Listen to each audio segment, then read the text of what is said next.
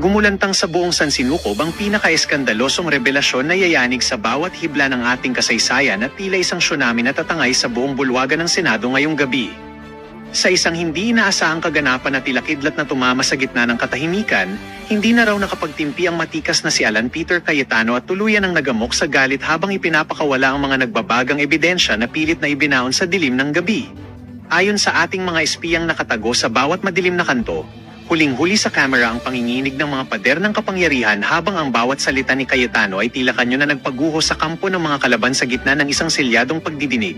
Hindi makapaniwala ang buong mundo sa nakakangilong eksenang ito kung saan ang dating matikas na si Tito Soto ay tila naging abo ang tapang at tuluyang natiklop sa harap ng mga otoridad.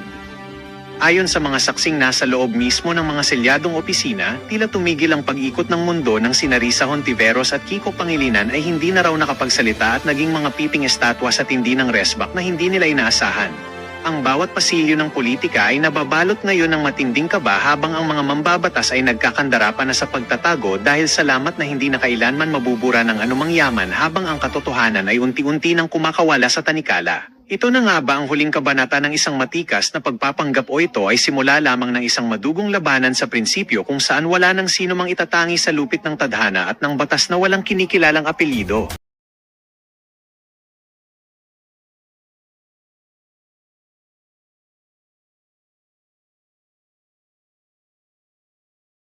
Paano mo i-check kung tama itong mga nilalaman ng affidavit na isinusumite sa Justice Committee if you will not gather evidence, no?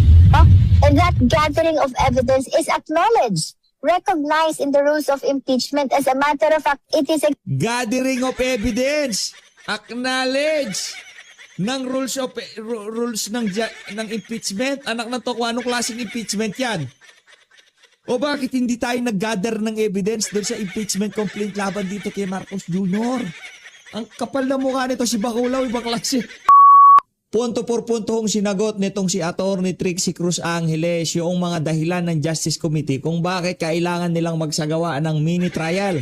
Dito sa video na to, pag-usapan din ho natin itong interview kay Jinky Luistro na kung saan double time ho siya sa pagpapaliwanag kung bakit kailangan nilang magsagawa ng mini trial dyan sa House of Representatives. Gayong alam naman ho ng sambayan ng Pilipino na nagkakandak lang ng trial pagdating ng impeachment, ang impeachment court. Pero bago yan, sa like at sa subscribe, masaya na ho tayo dyan at sa mga gusto sumali sa ating community, yung join button, nandyan lang ho sa baba. Umpisahan ho natin ang ating talakayan dito kay Jinky Luistro. Panoorin ho natin ito mga kababayan. Yay! because as investigators in this impeachment proceeding, we are bound to test the veracity of the allegations in the impeachment complaint. Teka lang, ayan ka na naman madami. Yan na nga ba problema natin dito eh. Ang pinag-usapan, titignan nyo lang yung form and substance. Hindi titignan yung veracity, may forma, may sustansya, diretso sa diretso sa Senado, doon na yun. Eh paano mo itetest kung totoo o hindi ang nilalaman ng complaint? Paano mo i-check kung tama itong mga nilalaman ng affidavit na isinusumite sa Justice Committee if you will not gather evidence, no?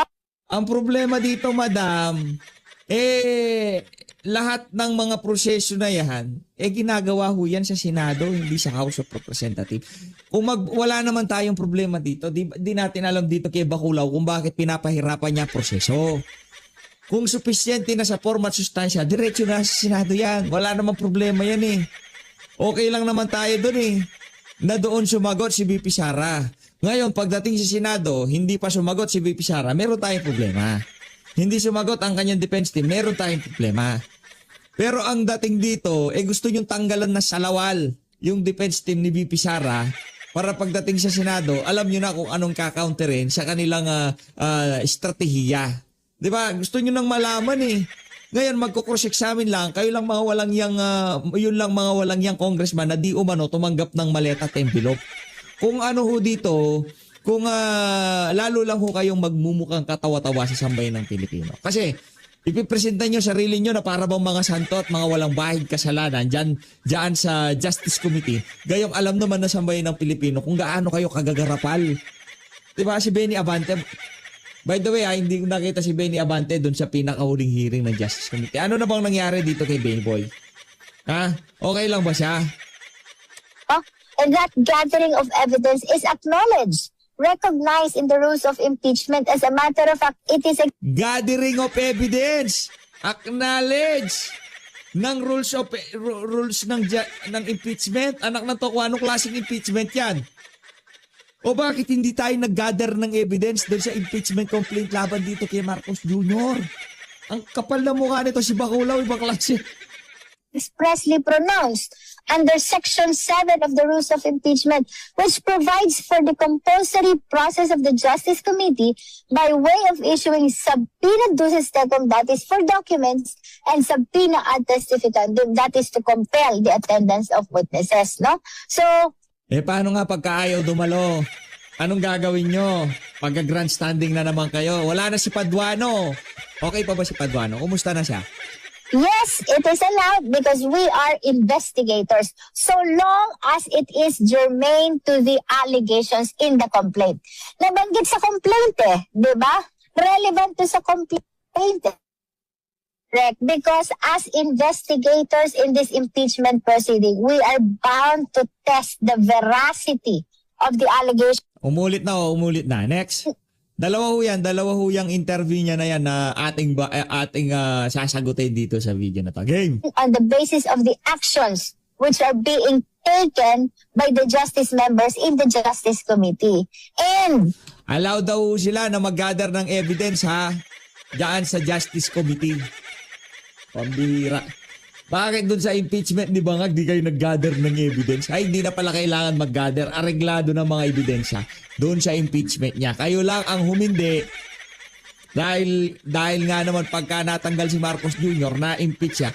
At sigurado, sa Senado mga kababayan, ang verdict kay Marcos Jr. guilty pag nagkataon. Kung napunta sa Senado, yung impeachment na yan laban sa kanya. I wish to state for the record as well, lahat ng ginagawa sa Justice Committee are strictly in accordance with Section 7 of the Rules of Impeachment. Na kayo nga din ang gumawa. Diba? Na kayo nga din ang gumawa. Anong rules kayo? Yung impeachment rules na yan, ginawa para lamang dito kay Vice President Sara Duterte. Ginawa nung 19th Congress at base na sinasabi mo sa mga nakalipas mong interview, inadapt naman ng 20th Congress. Bacolao talaga. Sinusunod natin ang rules of impeachment, ang Constitution, and even the decision and the resolution of the Supreme Court in the case of Duterte versus House of Representatives pertaining to the first impeachment complaint that happened in 2025, decided in 2025. Kung on the basis of the actions. Ayun. Dito na ho ngayon tayo kay Attorney Trixie Cruz Angeles sa interview niya dyan sa SMNI. Pulso ng Bayan, palakpakan ho tayo dyan. Lagay lang kita dito, Bacolao, ha?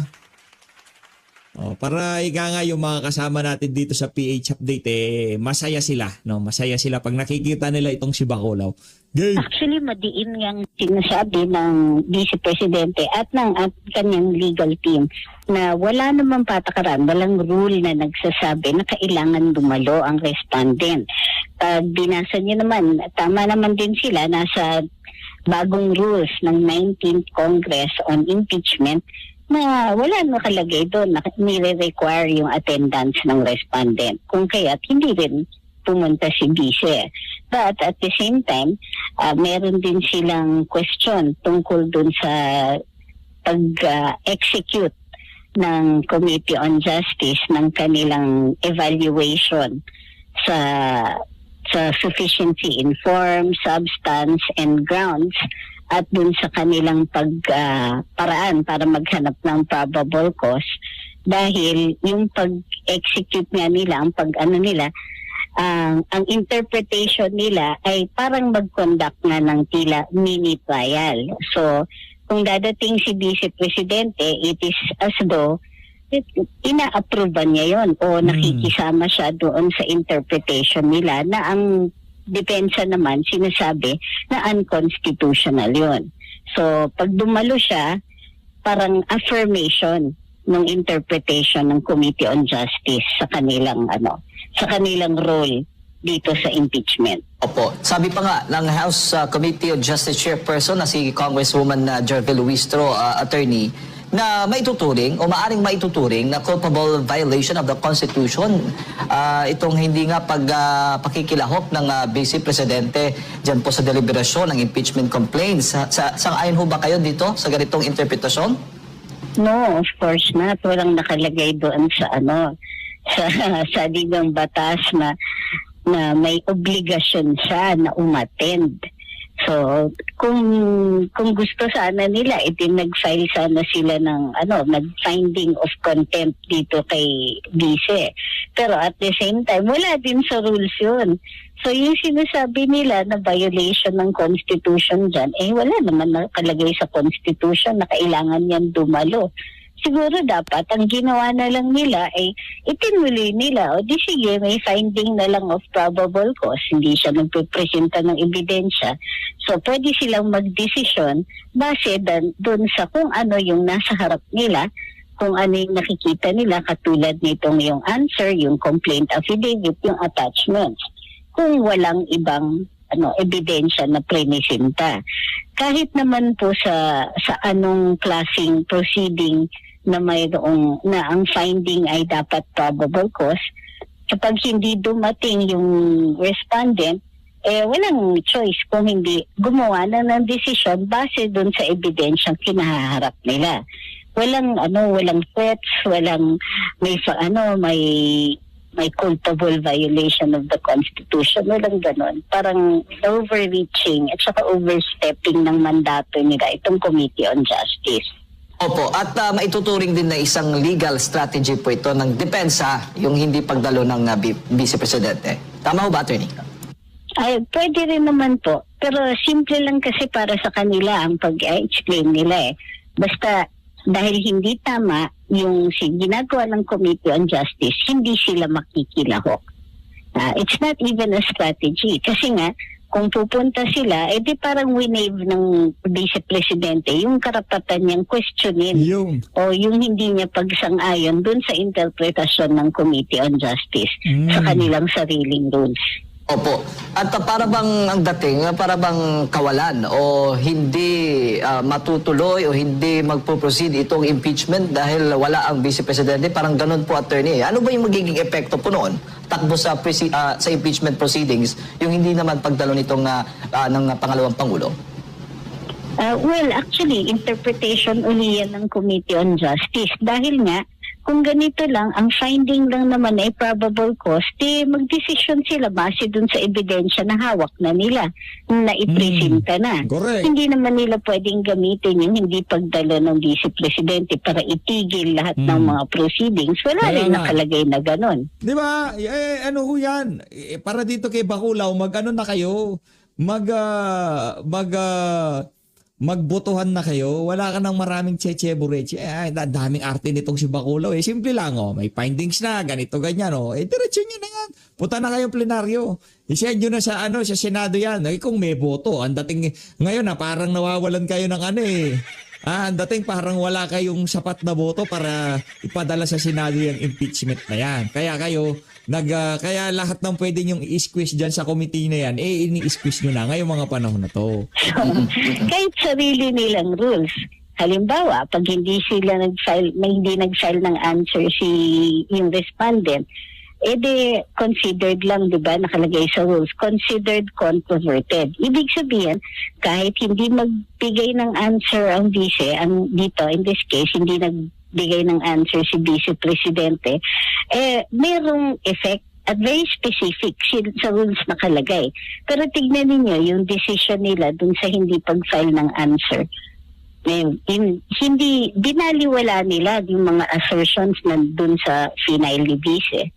Pero what they could have done was simply follow the rules at sabihin nila na sige, controverted na lang lahat. Hindi. Ang ginawa nila, parang tinanggap nila yung mga nasa complaint as though totoo lahat. Controverted nga, yun ang ibig sabihin nun, hindi mo pwedeng i-establish as a fact. So, sariling interpretations ng Committee on Justice, ng sarili nilang rules, taliwas. So, again, sila yung gumagawa ng effect nito. Pati yung decision na dapat ginagawa na nila on probable cause, hindi nila itinutuloy kasi muli, sila hindi sumusunod sa sarili nilang rules.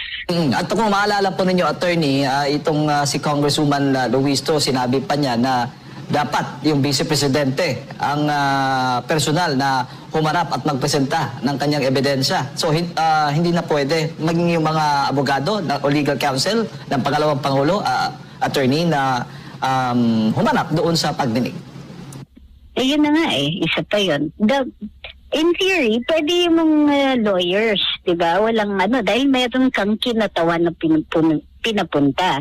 Pero kung kunwari, gusto nila na examinin si Vice President o yung respondent at hindi dumating, walang nakalagay doon ng compulsory processes. Hindi nakalagay doon na may finding of contempt kasi hindi naman siya resource person na pinapatawag in a house inquiry in aid of legislation.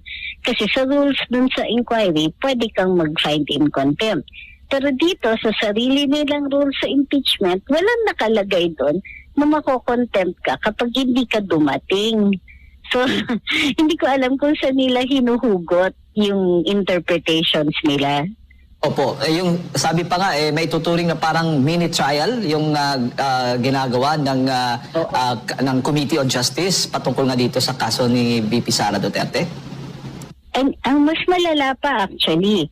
So sinabi ni Congresswoman Luisto na ito they will conduct something like a mini trial. O di sige, pagdating sa hearing the other day, sinabi pa ni Congresswoman Luisto, ang interpretation ng ang ibig sabihin daw ng mini trial ay clarificatory questions lang. O kung clarificatory pala, bakit nagpapatawag sila ng documents? Bakit may mga issuance of subpoena duces tecum? Hindi yan clarificatory question. Ano yung ika-clarify mo? In fact, dun sa issuance ng mga subpoena duces tecum, kailangan in relation dun sa ika-clarify nila sa existent attachments. Hindi yung magpapasubpoena ka ng mga matters that are not contained in the, not proven or not contained within the complaint. Kailangan, yung clarification will just make something already clear.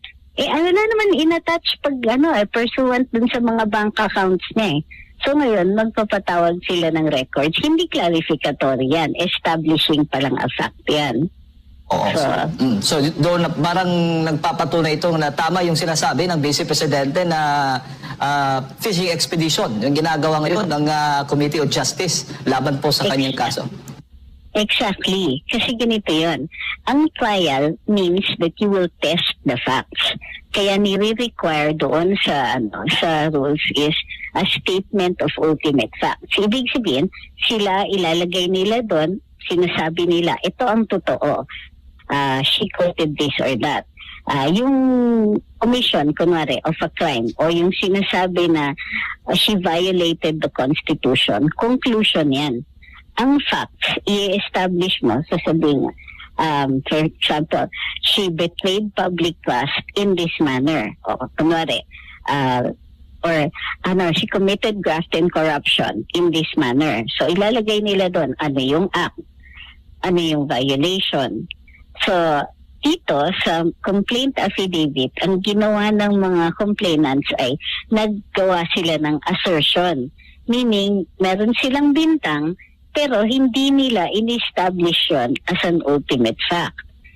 So, kung walang ultimate facts, anong sasagutin ng Vice President? Ano yung purpose ng kanyang pagpupunta? In fact, the whole thing collapses kasi dun pa lang sa ultimate facts, hindi nila nagawa. So, may presumption in favor of innocence and in favor of the respondent dito. Baga, sinasabi din na yung strategy ngayon ng House Committee on Justice, kung strategy mong tawag noon, parang nangangalap talaga ng ebidensya laban dito kay Vice Presidente. Exactly, oo. Exactly. Kasi di ba, no person may be deprived of life, liberty, or property without due process of law.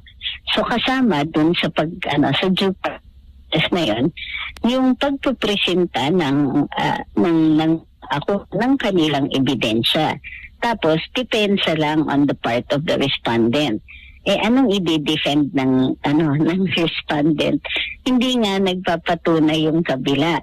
So, instead, ang ginagawa nila, nag-aakusa sila, tapos nagiging burden ngayon ng respondent na patunayan na inosente siya, samantalang wala naman na-establish yung kabila. Even worse, sa respondent sila kumukuha ng ebidensya para sa akusasyon nila. Very typical nung strategy nila. Sabihin nila, ikaw ginawa mo ito, bigyan nyo kaming ebidensya na hindi mo ginawa. So, di ba, kakaiba talaga yon. Pero kasi sa tingin po ninyo, attorney, sinusunod lamang ng Committee on Justice o ng Kamara yung naging desisyon ng Supreme Court na due process, magkaroon ng due process yung respondent, no, na mabigyan para hindi na maulit yung nangyari last time, di ba, na naibasura. Well, actually, hindi nila sinusunod. Kasi bahagi ng due process requirements ay sa fair judge. So, hindi lang yung bibigyan mo ng notice, mayroong procedure. Yung procedure, hindi dapat lip service yan. Dapat talaga, kumbaga, titignan talaga nila yung existence of evidence, titignan, kilatisin nila yung evidence na yun. So, kung hindi sila fair, and in this case, like I said, ginagawa pa nilang burden ng respondent na patunayan na wala siya kasalanan, hindi yan process. Ano yan? If there is a process, pero ni-railroad mo naman, that is not the process that is due according to the Constitution. So, mali pa rin. Opo, bago ko ipasok kay partner attorney, so malinaw na yung saklaw lamang ng kapangyarihan ng House of Representatives, particular na po ng House Committee on Justice, ay i-affirm na kung may sufficiency, in form, substance, or grounds itong impeachment complaints laban kay Vice President Sara Duterte bago maiakyat doon sa Senado, which is yun po talaga ang proper venue para dito sa impeachment trial laban sa Vice Presidente. Well, sa totoo lang, itong sufficiency in form, substance, and grounds should be to exclusion of probable cause. Hindi siya kumbaga dapat may purpose ang lahat. Ang purpose ng House of Representatives, yung impeachment kasi, the term impeachment, ibig sabihin yan, may finding of probable cause at ifo-forward yung reklamo sa Senado. So, itong lahat ng kanilang rules ay dapat patungo papunta doon. Ano yung ibig sabihin ng probable cause? Ang probable cause means that a person has probably committed the offense, an offense has been probably committed and this person probably committed it using the standard of a reasonable man. So, dito, paanong gagawin ng reasonable man yung ganong klaseng conclusion kung dun pa lang sa statement of ultimate facts, walang facts. So, again, hindi nagagampanan ng House yung kanilang rule at walang process that is due according to the Constitution. Attorney, magandang umaga. Si Admar po ito. Sa mata po ng taong bayan, naririnig nila yung mga naging desisyon ng House of Representatives, lalo na dyan sa Committee on Justice, na una na nilang napagdesisyonan, sufficient inform, tapos yung substance, tapos yung grounds. Kung iisipin, kumbaga nakita nila na guilty ang Vice Presidente, dapat tapos na. Dapat ipasa na ito or magkaroon na sila ng penal desisyon at hindi na magkakaroon pa ng hearing o investigasyon po. Ano po yung paliwanag ukol dito?